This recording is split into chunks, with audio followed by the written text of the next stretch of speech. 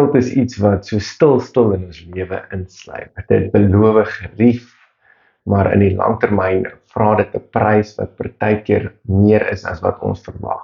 In hierdie episode kyk ons hoe ons skuld uit ons finansies uit kan hou. Ons is nog steeds besig met ons skuldbestuur reeks. Hierdie is dan die laaste episode waar ons gaan kyk oor hoe ons skuld uit ons finansies uit kan hou. In ons vorige episode het ons gekyk na een van die grootste finansiële besluite wat ons kan maak, 'n huislening. En ons het gekyk na 5 verskillende maniere hoe ons baie geld kan spaar op ons huislening. Jy kan gerus daarna kyk.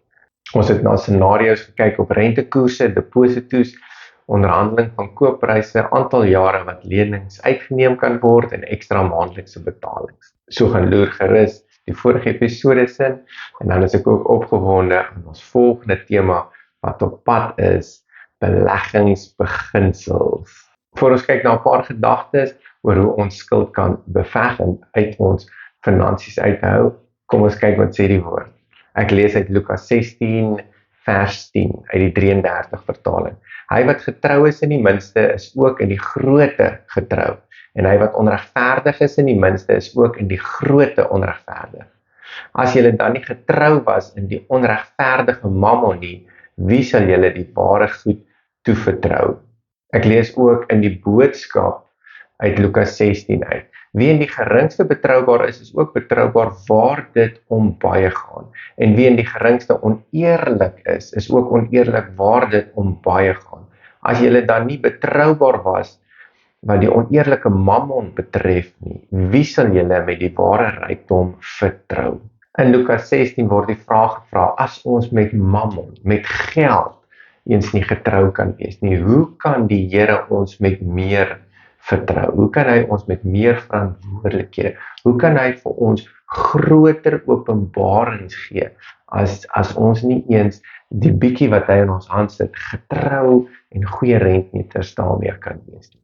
So hierdie gedagte is dat as ons dit wat die Here in ons hand sit goed beheer en goed bestuur en ook so ver as moontlik van skuld wegbly, dan is die koninkryk vir ons oopgesluit en gaan die Here ons met meer ook kan vertrou en hy sal weet dat ons dit goed vir hom sal bestuur.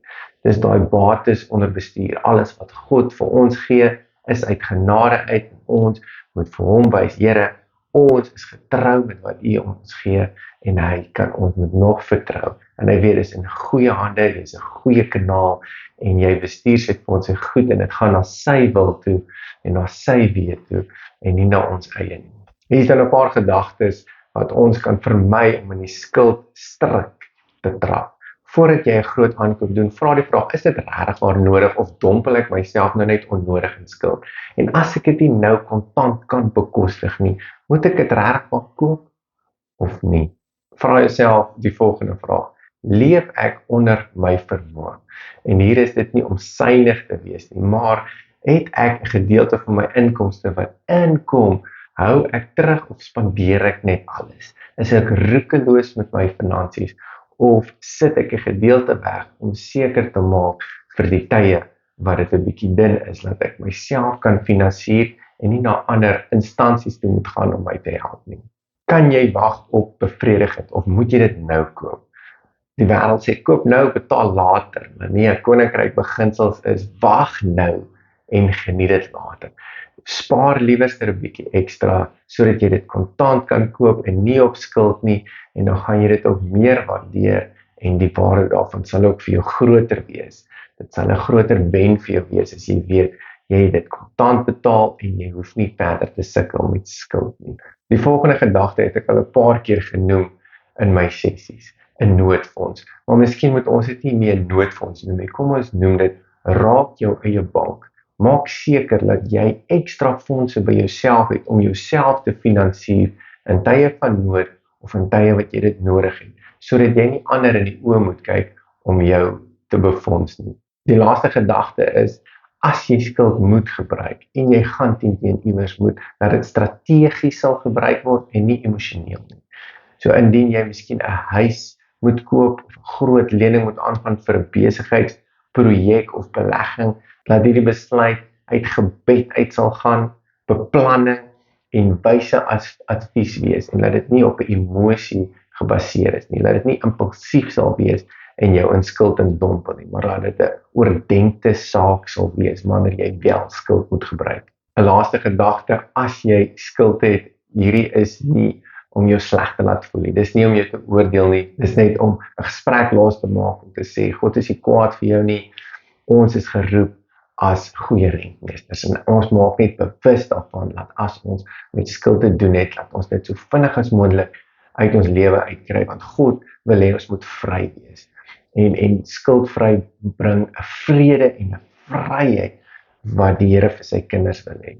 So kom ons wees goeie rentmeesters in ons besluite en ons wees net baie aktief en baie wakker oor ons daaglikse besluite en maak nie vinnige en dwaase besluite wat ons in die langtermyn in die voet skiet nie. Hier is die uitdaging vir die week.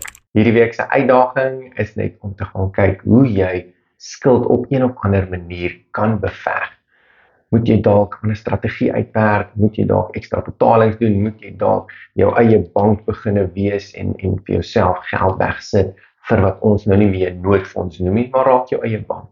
Werk 'n strategie uit wat vir jou werk, wat jou finansies sal ondersteun, sodat God jou na die volgende vlak kan vat, as hy kan sien jy's 'n goeie rentmeester met die bietjie wat hy jou gegee het, sodat hy jou ook met meer kan vertrou.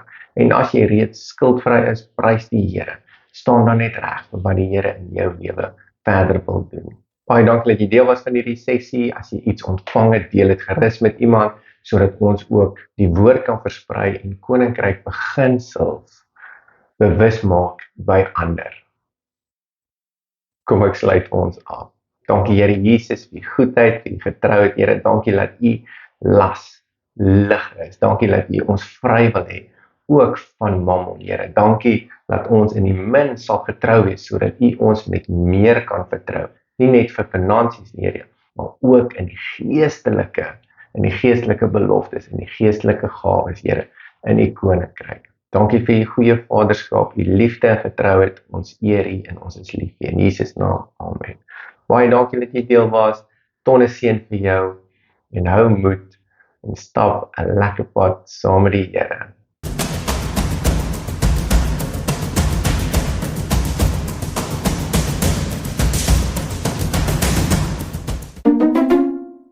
Voordat ons kyk na 'n paar gedagtes hoe om weg te bly van verder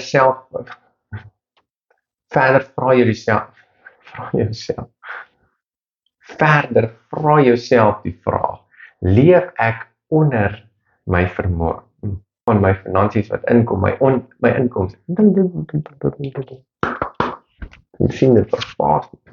Die volgende gedagte het ek al 'n paar keer genoem op hierdie reeks. Op hierdie pot gooi. Die laaste gedagte is